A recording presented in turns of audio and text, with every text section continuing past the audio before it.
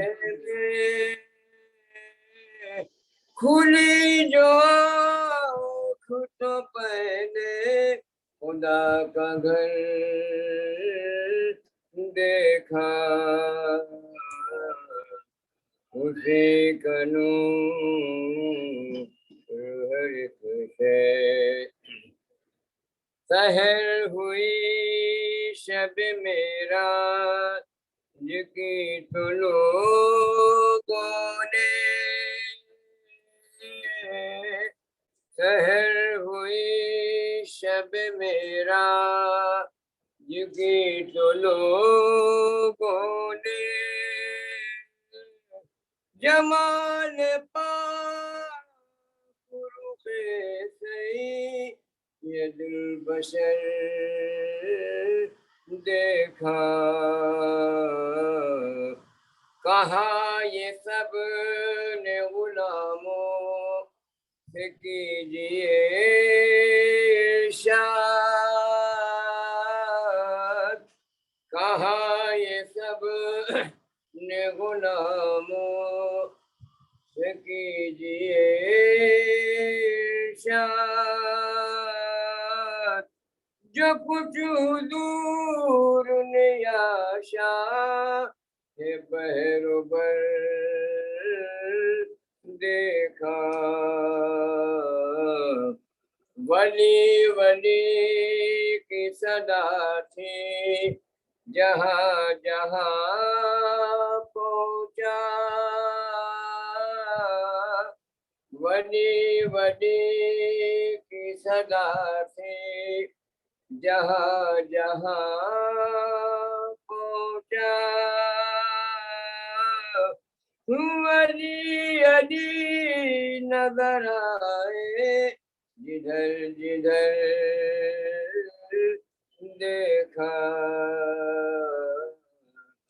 اسی کا نور سے.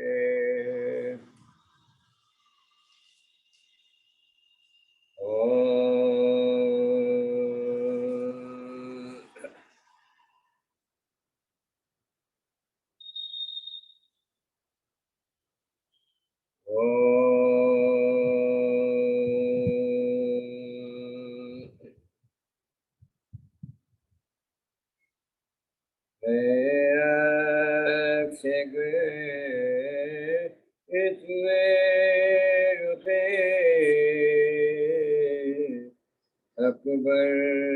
کہاں کہاں افگے ہوئے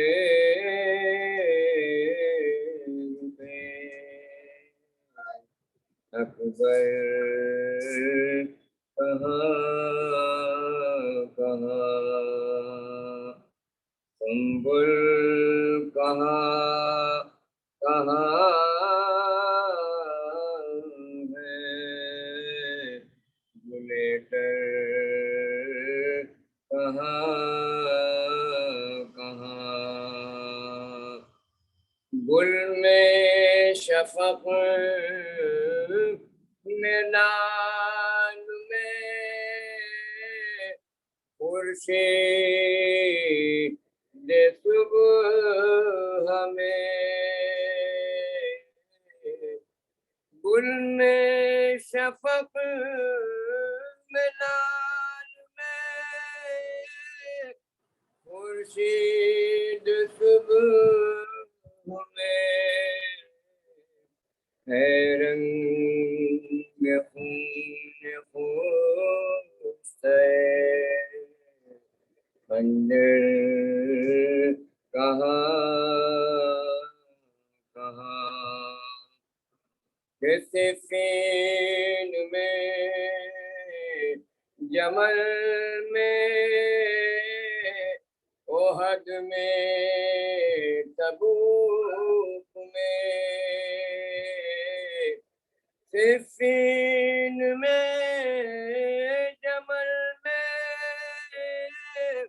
احد میں تبوک میں، تنہا لڑے ہے فاتح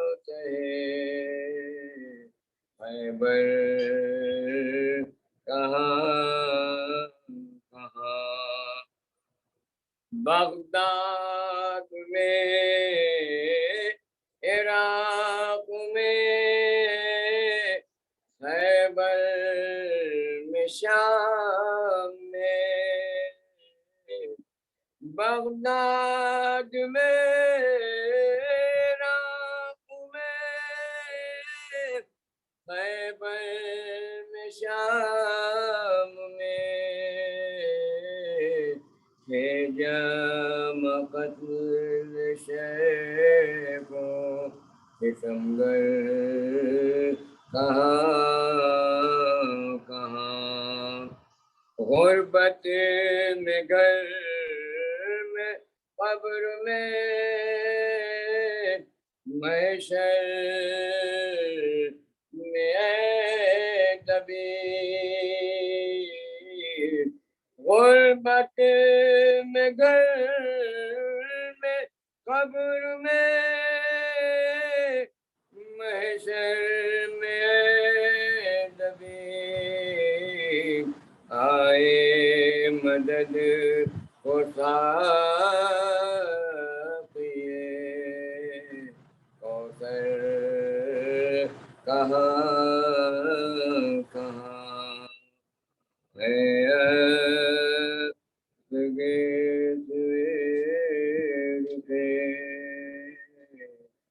اکبر کہاں کہاں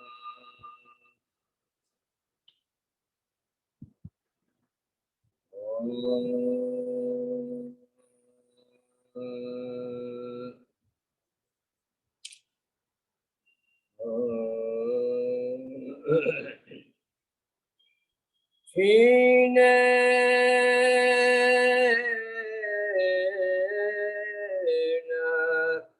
اجل دولت اولاد بشر سے بچھڑے پدر 18 برس کا نہ قدر سے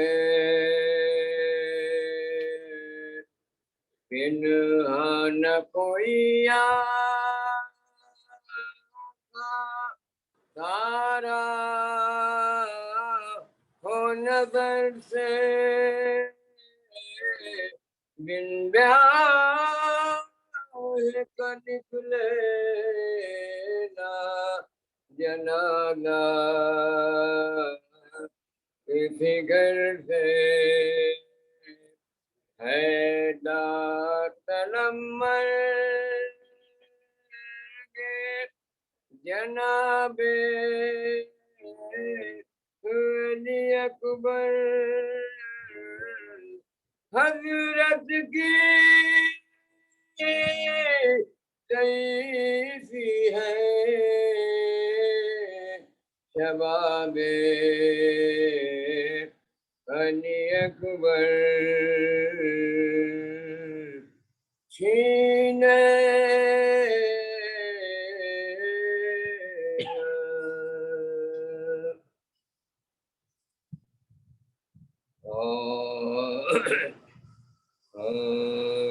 دو میں شباب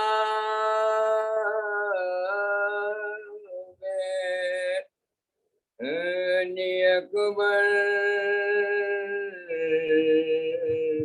نظر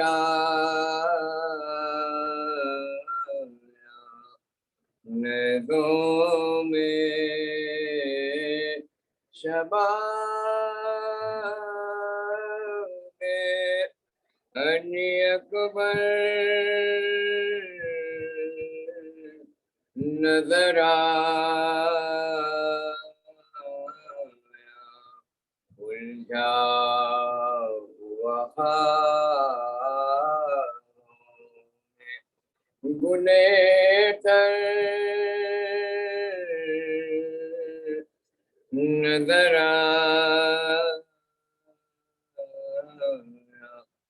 آئے جب دے جماں بیٹے کو شبیر میں گردیدہ بخوخاب کوہر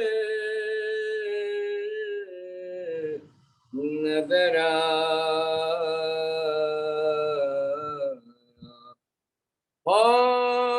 جب شمر جلا چھوڑ کے شب کلاشا ایک ہاتھ میں سر ایک میں خنجر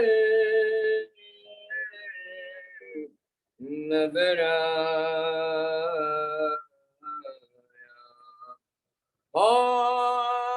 پانی شہمد لو ابھی مانگ رہے تھے ہاتھوں پہ تڑپتا اصغر نظر آیا ہائے پاس سے چلے نہر پہ بچوں کی بندھی یاد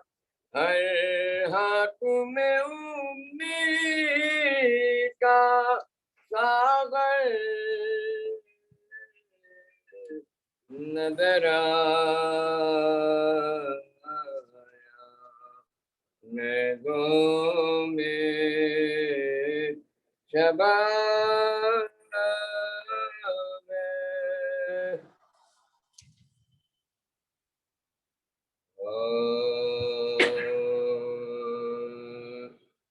آ کر سنا جو سینے پہ اکبر گزر گئے بولے حسین میں انور کدھر گئے تیری میں گھر حسین کا ہائے برباد کر گئے زخم سنا سے تم شفق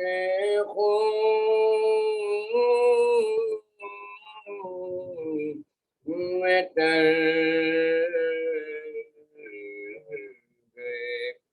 ہائے غم سے یہ حال ہے کہ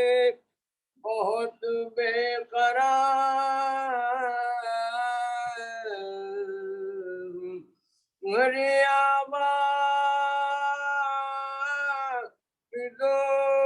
کے آن کے تم پر نثار ہوں اے ظالموں غریب ہوں اور بے دیار ہوں ہائے بھولے ہو تم رسول کی میں یادگار ہوں للہ مجھے پہ رحم کرو بے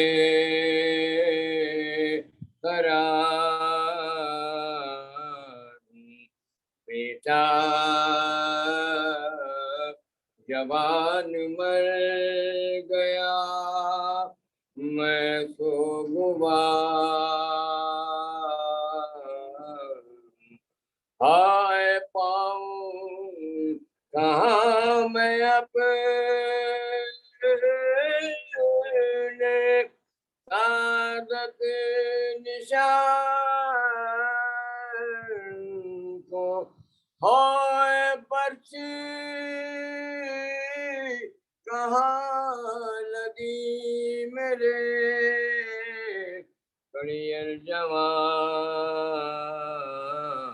کو، تم میں نہیں کوئی میرا ہمدرد،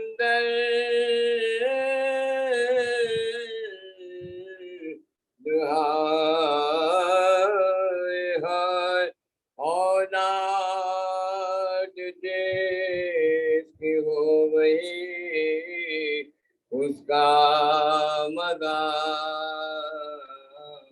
ہے، اتنا کرم کرو کہ یہ بے پسر کیوں ظالم و حسین تڑپتا کدھر تو جائے، حسرت یہ ہے کہ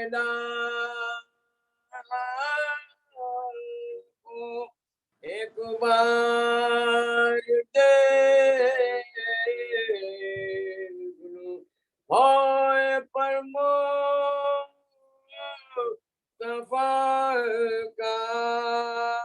آخری دیدار دیکھ لوں، ہائے پھرو کہ ظالموں سے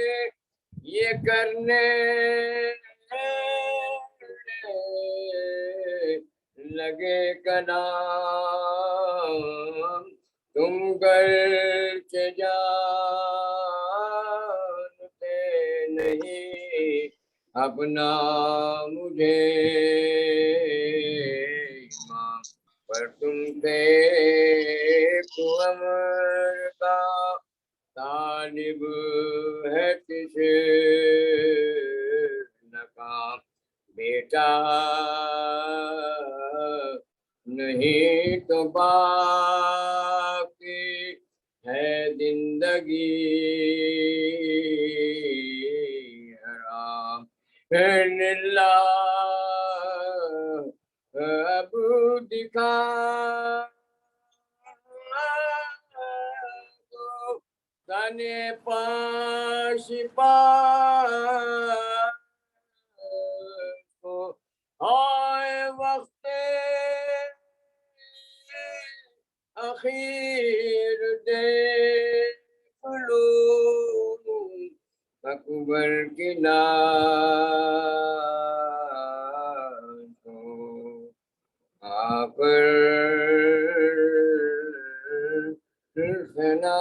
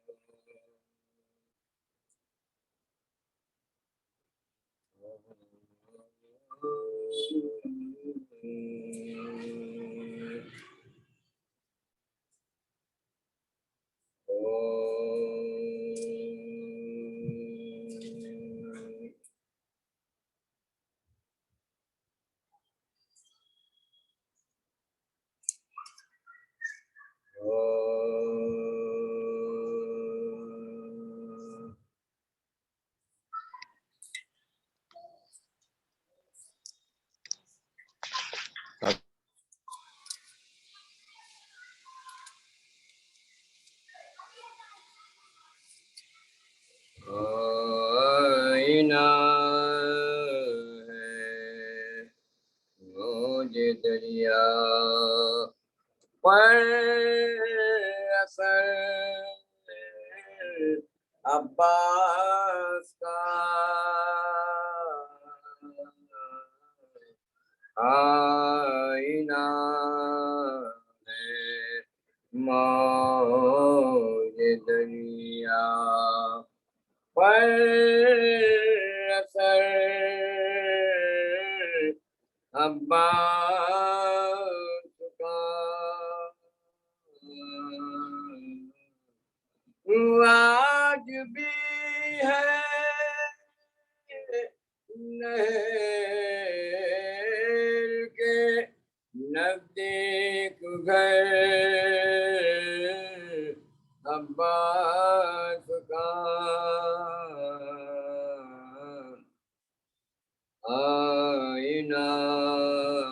ہے تشن لب بچوں کے ہاتھوں پر نظر آتی فرات تشن لب بچوں کے ہاتھوں پر نظر آتی فرات مصلحت روکے نہ ہوتی ہاتھ گر عباس کا جسے قدر چاہو علم سے لے لو مرادوں کے ثمر بارور پھر بھی رہے گا یہ شجر عباس کا آئینہ ہے میں خلیل بخش کے شولوں کو کر دیتا ہوں گل میں خلیل بخش کے شولوں کو کر دیتا ہوں گل جب علم ہوتا ہے میرے دوش پر عباس کا فاطمہ نے خود سند دی ہے اسے فرزند کی فاطمہ نے خود سند دی ہے اسے فرزند کی یہ تعارف ہی بہت ہے مختصر عباس کا مشکلیں آئی مسائل آئی مجھ کو کیا کمی بات ہے جاوید باب معتبر عباس کا آئینہ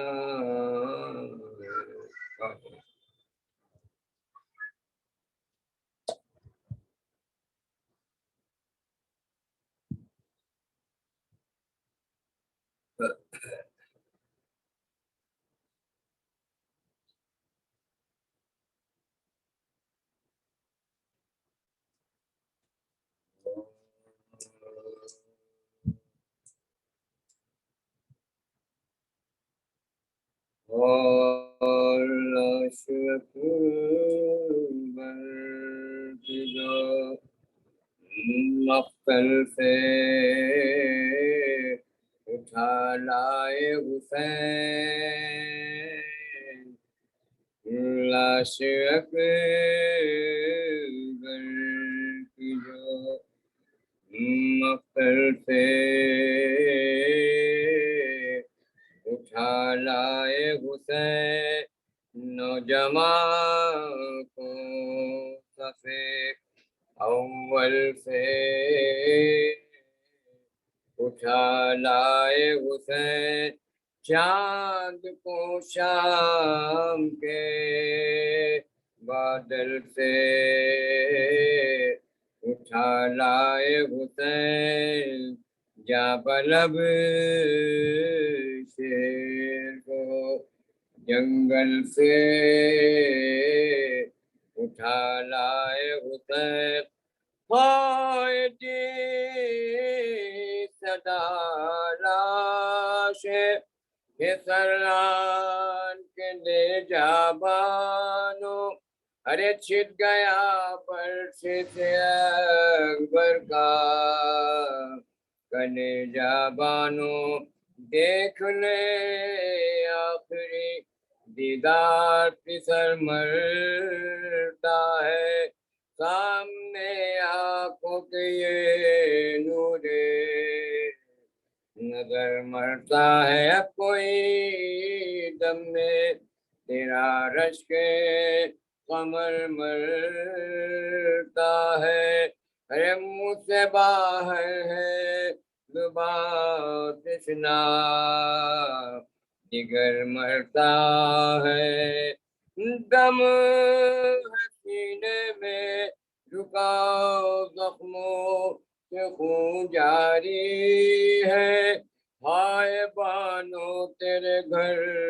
لٹنے کی تیاری ہے پہنچی خیمے میں جو حضرت کی یہ پردرد صدا ارے مصرب ہو گئی نام سے رسول دوسرا کہا چلا کے سکینہ نے کہ ہے بھیا فضا دوڑی توے ڈر پھینکے سر پر سردا ہائے پیتی زینب مستر نکل آئی باہر ارے بانو گھبرا کے کھلے سر نکل آئی باہر شاہ کے کاندھے پہ دیکھا علی اکبر کو نڈھال ہاتھ پھیلا کے یہ چلائی کہ ہے میرے نال کیا غضب ہو گیا ہے بادشاہ نیک خصال ارے راس آیا نا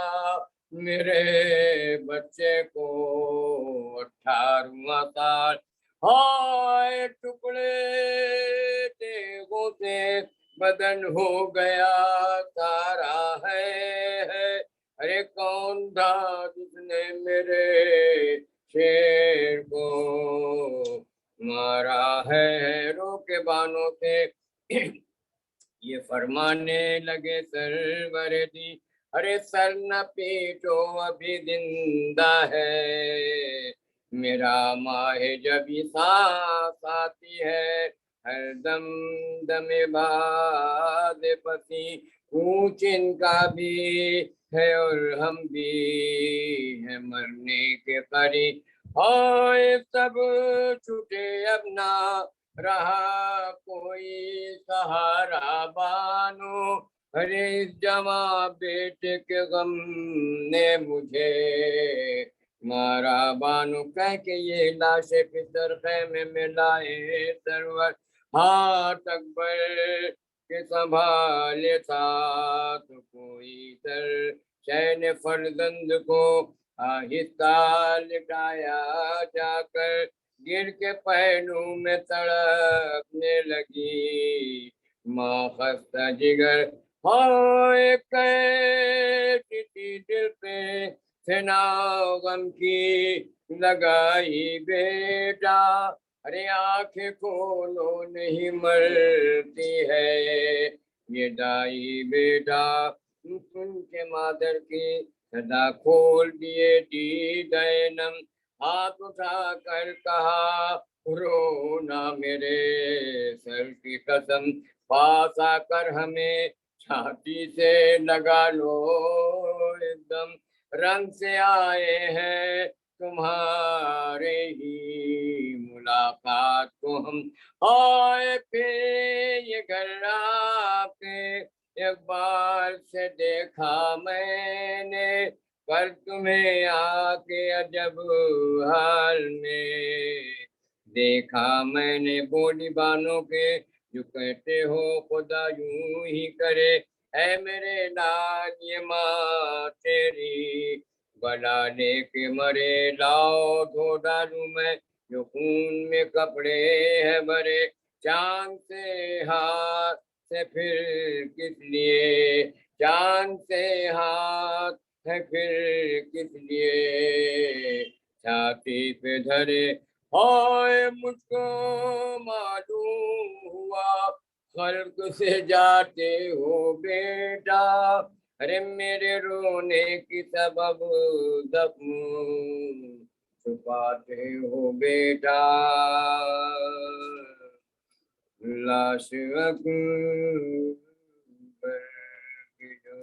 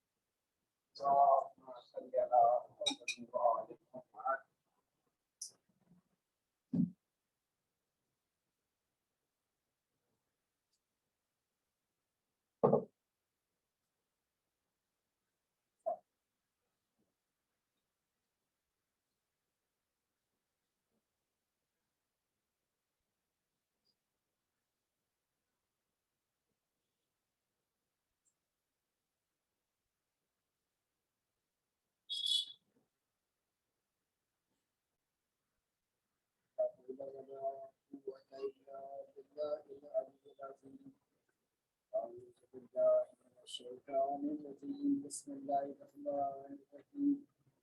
الحمد لله رب العالمين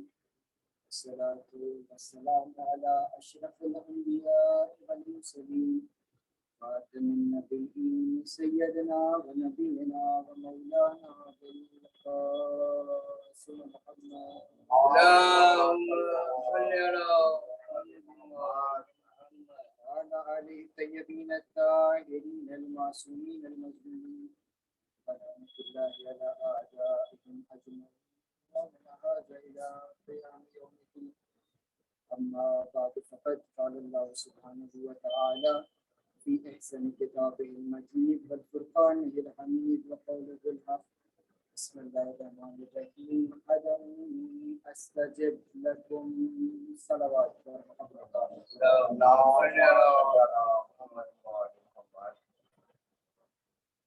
سورہ غافر کی ساتویں آیت کریمہ کہ جس کے حوالے سے ان سے قبل کی جو مدرسوں ہیں کچھ باتیں بیان کی جس کے حوالے سے پروردگار عالم حکم دے رہا ہے کہ تم مجھ سے دعا کرو میں اس کو قبول کروں. پروردگار کا یہ حکم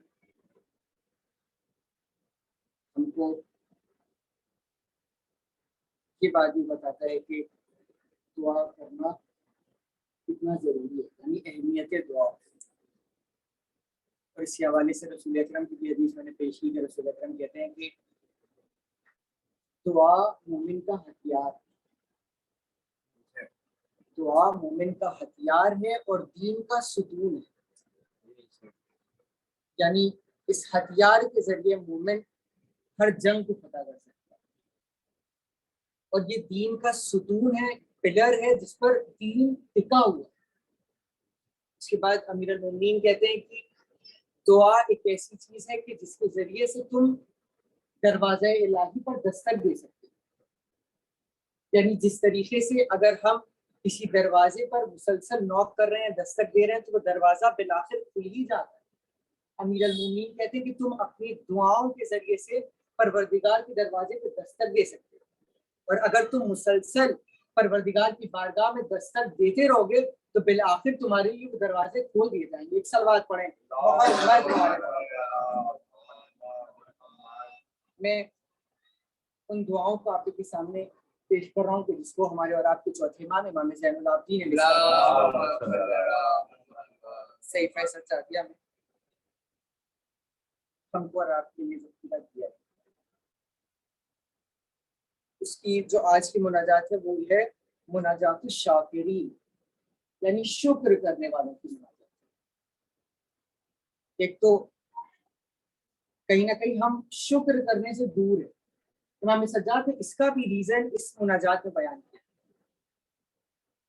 اور جو چیز میں بیان کر چکا ایک بار دہرا دوں آپ کے سامنے کہ اگر آپ اوتھینٹسٹی کی بات کریں گے صحیفہ سجادیہ کی تو آپ کو صحیفہ سجادیہ نہج البلاغہ سے بھی ایک قدم آگے نظر آئے، کیونکہ نہج البلاغہ وہ کتاب ہے جس کو علامہ رضی نے امام علی کے زمانے کے بہت بعد جو ہے وہ کمپائل کیا اور اکٹھا کیا ان خطبات کو، ان لیٹرز. لیکن صحیفہ سجادیہ کی جو دعائیں ہیں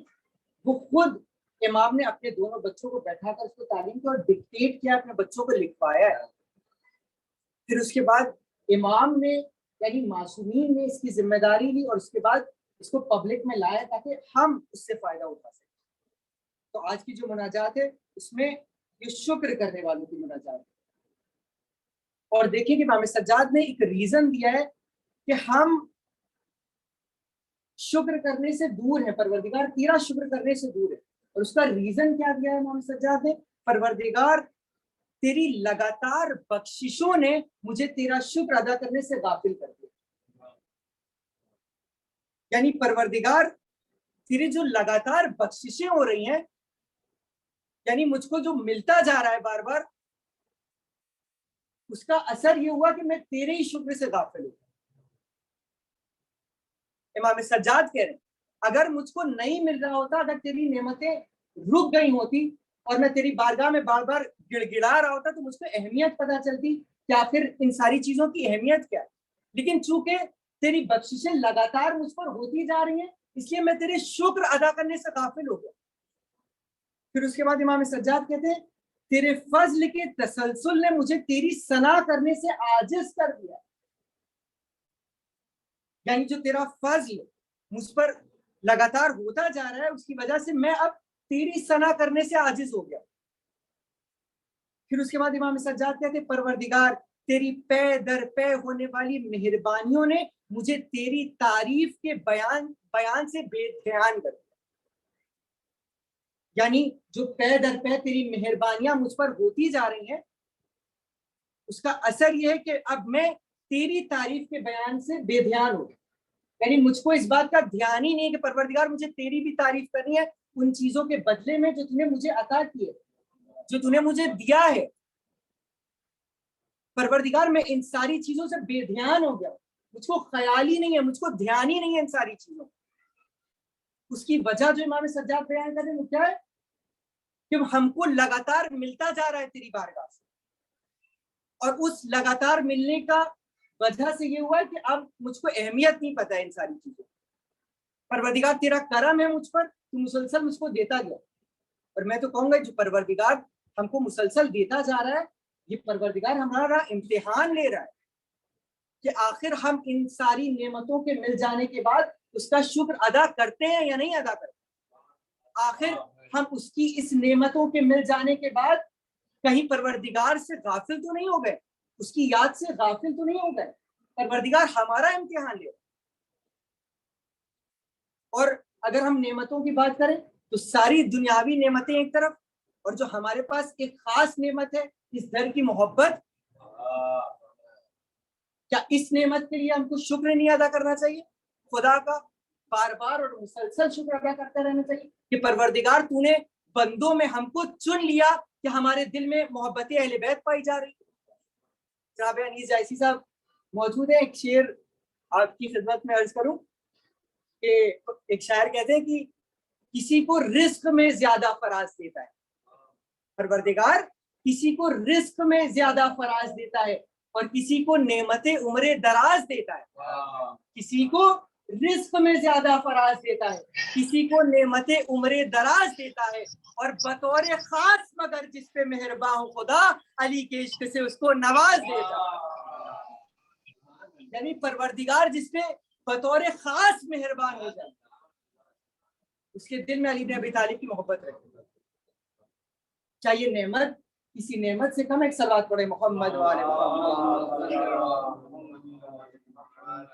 کہ کسی کو رزق میں زیادہ فراز دیا، کسی کو نعمت عمر دراز دی، لیکن یہ ساری نعمتیں ایک طرف اور پروردگار کی یہ خاص عطا ایک طرف کہ ہمارے دل میں محبت اہل بیت پائی جائے، تو ہم کو تو مسلسل شکر ادا کرتے رہنا چاہیے، اور کہیں نہ کہیں ہم ان ساری چیزوں سے دور ہیں، اور ہم کو جو پروردگار نے اس در سے وابستہ کیا ہے، ہمارے دل میں اس در کی محبت رکھی ہے، یہ خاص نعمت ہے۔ اور جس چیز کا تذکرہ ہو رہا ہے کہ پروردگار ہم کو دیتا رہتا ہے، ہم اس دینے کو سمجھ ہی نہیں سکتے تھے اگر ہم اس در سے وابستہ نہ ہو، چونکہ ہم نے ان کے دینے کا انداز دیکھا تو ہم یہ جان گئے کہ جب یہ خدا کے بندے ہو کر ایسے عطا کر رہے ہیں تو ان کا خالق کیسا عطا کرنے والا ہے۔ امام سجاد کا زمانہ ہے، امام کا ایک صحابی امام کی خدمت میں حاضر ہوا، امام نے سلام کیا، اس کا حال پوچھا، اس نے اپنا حال بیان کیا، پھر کہتا ہے مولا میں بہت پریشان ہوں، 400 درہم کا مقروض ہو گیا ہوں، اور کوئی بھی سلسلہ اور کوئی بھی ذریعہ نہیں بن پا رہا ہے کہ میں اپنے قرض کو ادا کر پاؤں، گھر میں پیسوں کی تنگی ہے، فیملی بہت بڑی ہے، پریشان حال ہوں، میری مدد کرے، میں کیا کروں، اس میں بہت پریشان ہوں۔ پہلے تو امام کی آنکھوں سے آنسو جاری ہو، پھر اس کے بعد امام نے اپنی کنیز کو حکم دیا کہ جاؤ اور میرے سحری اور افطار کے لیے جو روٹیاں ہیں وہ لا کر اس کو دے۔ جب وہ روٹیاں آئیں اور اس نے ان روٹیوں کو دیکھا تو روٹیاں خشک ہو چکی،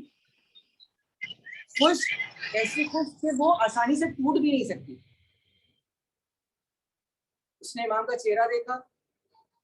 اور چپ چاپ وہاں سے چلا گیا، یہ تو محبت اس کی تھی کہ وہ چپ چاپ چلا گیا۔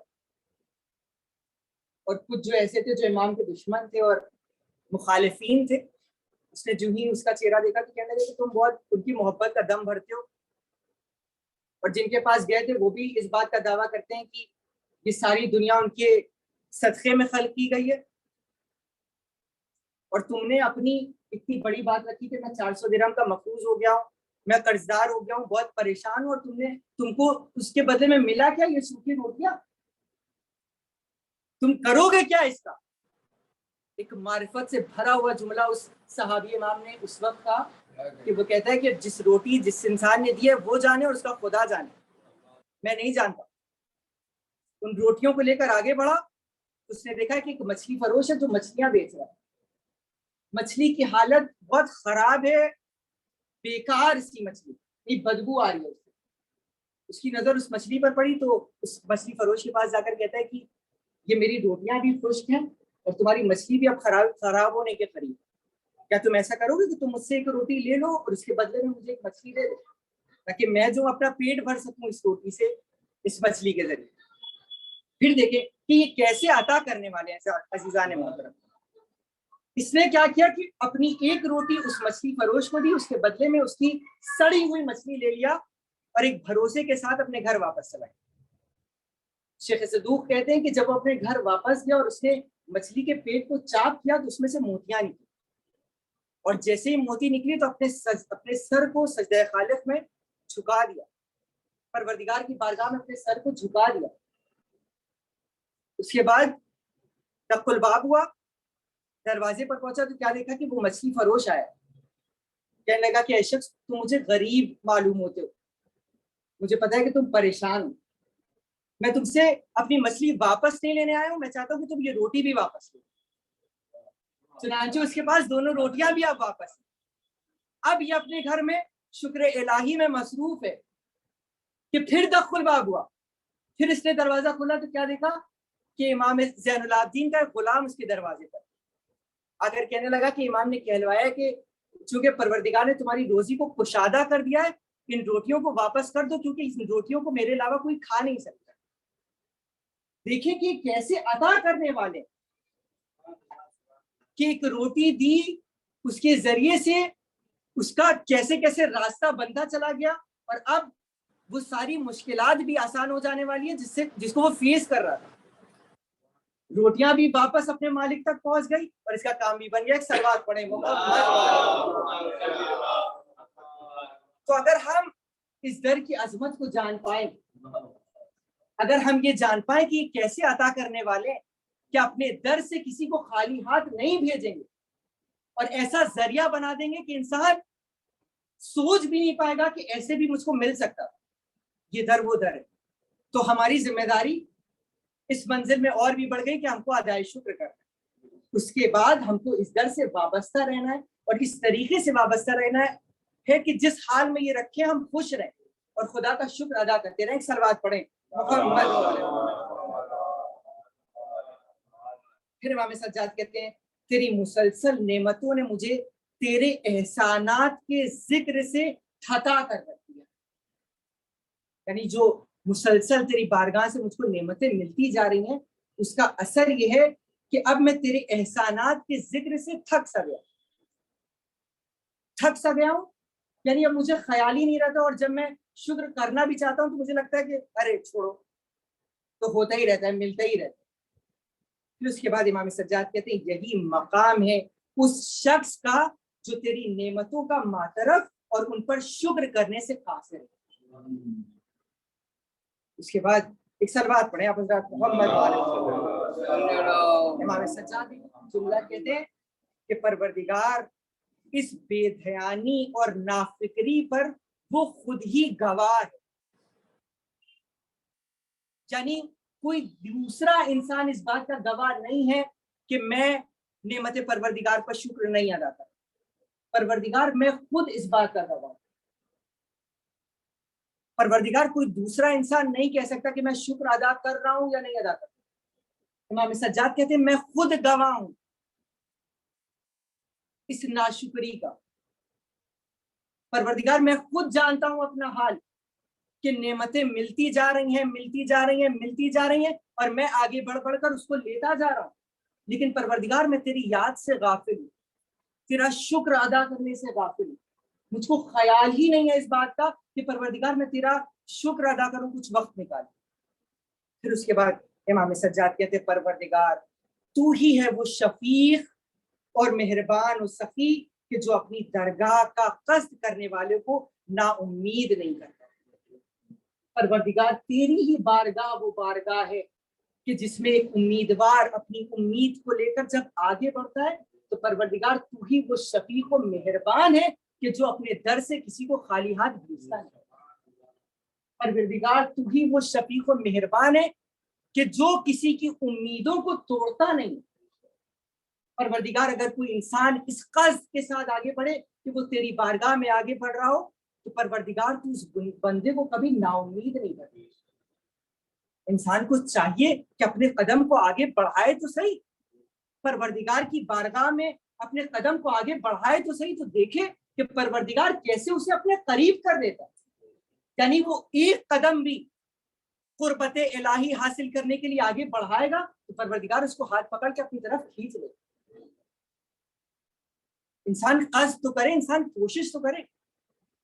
ہمارے سامنے ہو رہے ہیں کہ ایک قدم امام حسین کی بارگاہ میں آگے بڑھانا چاہا تھا تو امام حسین نے وہ کام کیا کہ امام حسین کو جب یہ خبر ہوئی کہ خور ہمارے لشکر میں شامل ہونے جا رہا ہے تو امام حسین خود اپنی جگہ سے آگے بڑھ کر اس کے استقبال کے لیے پڑے.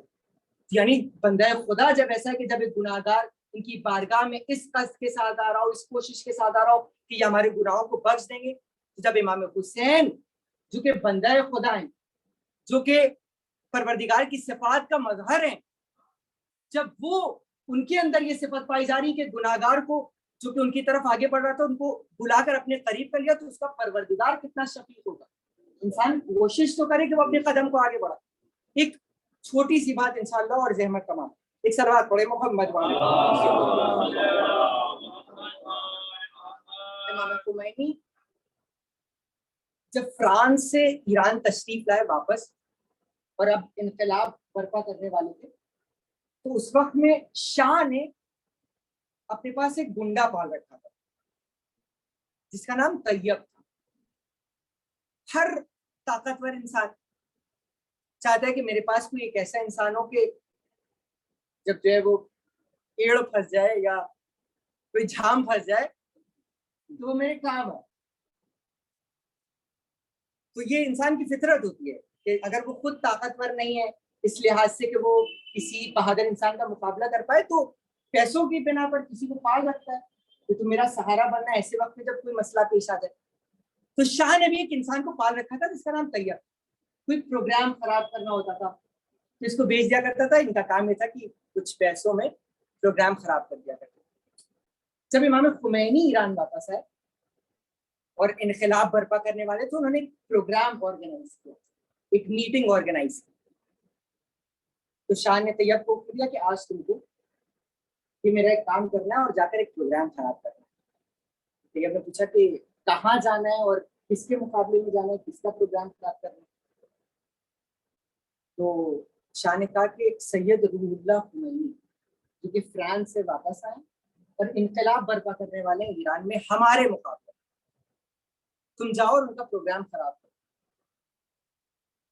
طیب نے پھر شاہ کا چہرہ دیکھا کہ کیا نام بتایا تم نے؟ تو شاہ نے کہا سید روح اللہ خمینی.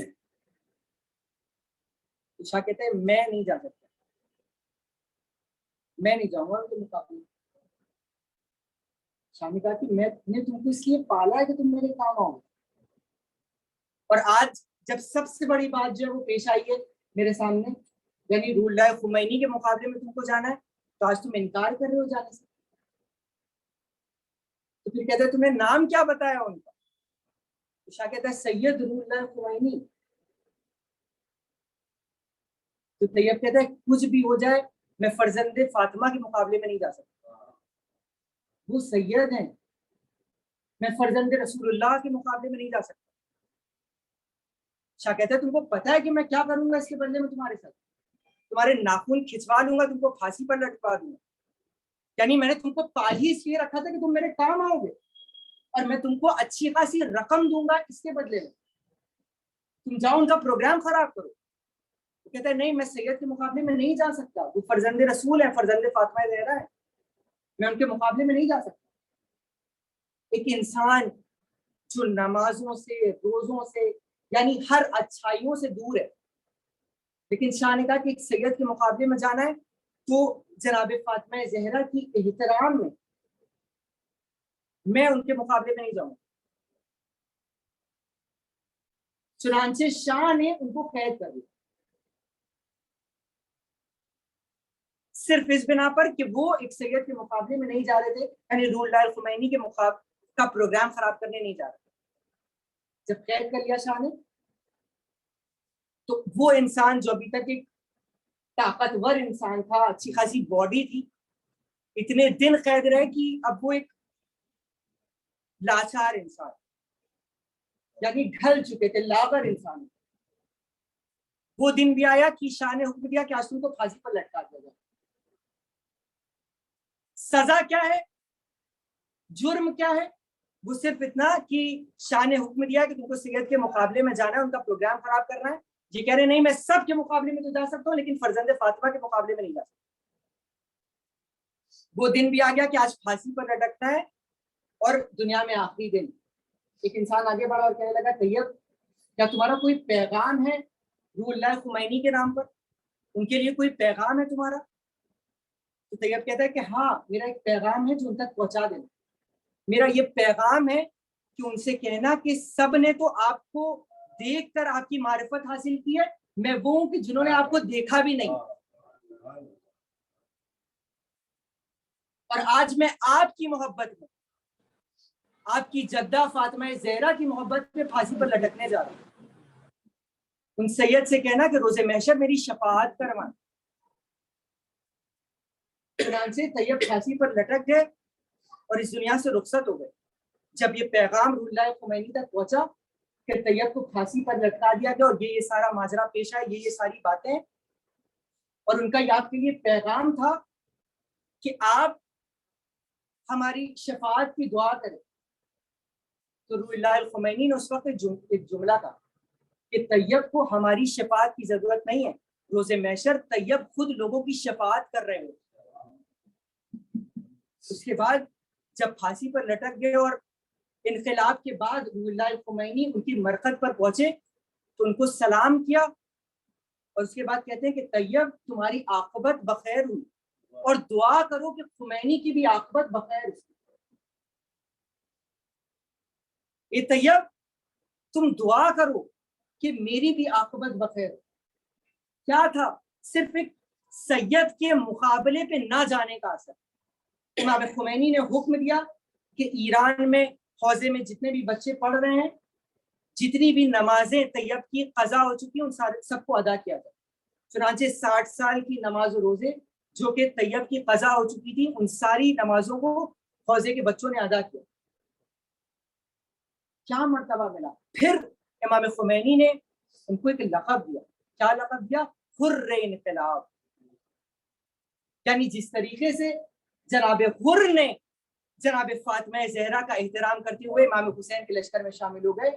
صرف اسی بنا پر طیب جو کہ خراب انسان، جو کہ شاہ کا باڈی گارڈ اور ابھی تک سارے خراب کام کر رہا ہے، صرف جناب فاطمہ زہرا کے نام پر اپنے آپ کو چینج کیا، اور چینج کرنے کا یہ اثر تھا کہ امام خمینی نے ان کا لقب دیا حر انقلاب۔ تو انسان قصد تو کرے، اس کی بارگاہ میں آگے بڑھنے کا کوشش تو کرے کہ وہ اپنے قدم کو اس بارگاہ میں آگے بڑھائے، تو دیکھے گا کہ پروردگار خود اس کو اپنی طرف کر لے گا، اپنے قریب کر لے گا۔ بس عزیزان محترم، زحمت کو تمام کرتے ہوئے کہ جناب حر کا کیا حال ہے کہ جناب حر جب لشکر حسینی میں شامل ہونا چاہتے ہیں تو آنکھوں پر پٹی باندھ رکھی ہے، ہاتھ کو دسمان سے باندھ رکھا ہے، اور جیسے کہ ایک مجرم انسان کسی کی بارگاہ میں جاتا ہے، اس حال میں حضرت حر امام حسین کی بارگاہ میں جا رہے ہیں۔ جیسے یہ چھوٹا سا قافلہ آگے بڑھ رہا تھا کہ حر کا فرزند آواز دیتا ہے اللہ اکبر۔ حر کہتے ہیں کہ اے میرے فرزند، اس تکبیر کے بلند کرنے کی وجہ کیا ہے؟ تو بیٹا کہتا ہے کہ بابا آپ کی قسمت کو لاکھوں سلام کہ امام حسین کا فرزند علی اکبر آپ کی خدمت کو آگے بڑھ رہا۔ پھر اللہ اکبر کی صدا بلند ہوئی تو حر کہتے ہیں بیٹا اب کیا ہوا؟ تو حر کا بیٹا کہتا ہے کہ حسین کے بھائی عباس آپ کی خدمت کے لیے آگے بڑھ رہا۔ پھر ایک بار تکبیر اور بلند ہوئی تو حر کہتے ہیں اب کیا ہوا؟ تو فرزند کہتا ہے بابا آپ کی قسمت کو لاکھوں سلام کہ بنفس نفیس حسین ابن علی آپ کی خدمت کو آگے بڑھ رہے۔ امام حسین آگے بڑھے، اپنے اس مہمان کو گلے سے لگائے، اور اس کے بعد کہتے ہیں اے حر مجھے معاف کرنا کہ جب تم مجرم بن کر آئے تھے تو میں نے تم کو سارا پانی پلا دیا تھا۔ آج حسین اتنا غریب ہو گیا ہے کہ حسین کے پاس اتنا بھی پانی نہیں ہے کہ اپنے مہمان کے سامنے پانی پیش کر سکے۔ اس کے بعد حر کہتے ہیں آقا بہت دیر ہو چکی ہے، مجھے اجازت دے کہ میں میدان جنگ میں جاؤں، مجھے اجازت دیں کہ میں اپنے آپ کو آپ کے اوپر نثار کر دوں۔ تو حسین کہتے ہیں میرے مہمان اتنی بھی کیا جلدی ہے، تھوڑی دیر میرے پاس بیٹھو، تھوڑا میرے ساتھ بیٹھو، تم میرے مہمان بن کے آ رہے۔ حسین ابن علی سے وہ حسین کا مہمان کہتا ہے آقا اگر آپ مجھے اجازت نہیں دیتے تو میرے بچے کو اجازت دے دیجیے، میرے اس جوان بیٹے کو اجازت دے دیجیے۔ چنانچہ حر کا بیٹا میدان جنگ میں گیا، وہ جنگ کی جو یادگار زمانہ ہے، جنگ کرتے جا رہا ہے، جنگ کرتا جا رہا ہے،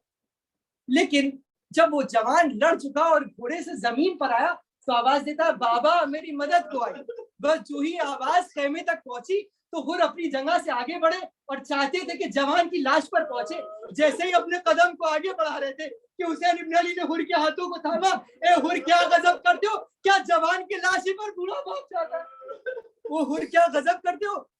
کیا بوڑھا باپ کسی جوان کی لاش پر جاتا ہے؟ میں کہوں گا مولا ابھی تو آپ نے حر کو روک لیا کہ حر جوان کے لاشے پر نہ جاؤ، کیونکہ بوڑھا باپ جوان کے لاشے پر نہیں جاتا۔ اے مولا اس وقت کیا کریے گا جب آپ کا کریا جوان میدان سے آواز دے رہا ہوگا اے بابا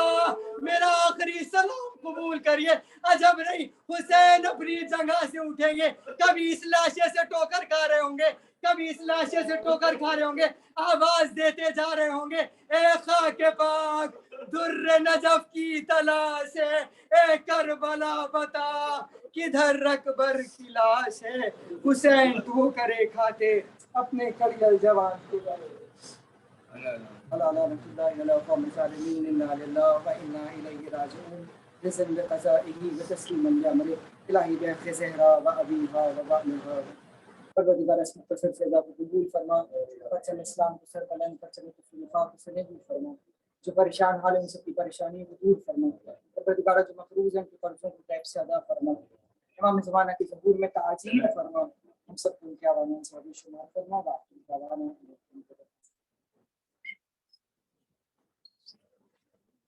السلام علیکم نبی اللہ السلام علیکم السلام علیکم ایوہ الحسن مصطفیٰ السلام علیکم یا ابا عبداللہ ابن رسول اللہ والا صدقہ وعبیق والا امکہ وعقیق وعقیق یا بلسل عباس نبی المومنین السلام علیکم ورحمۃ اللہ وبرکاتہ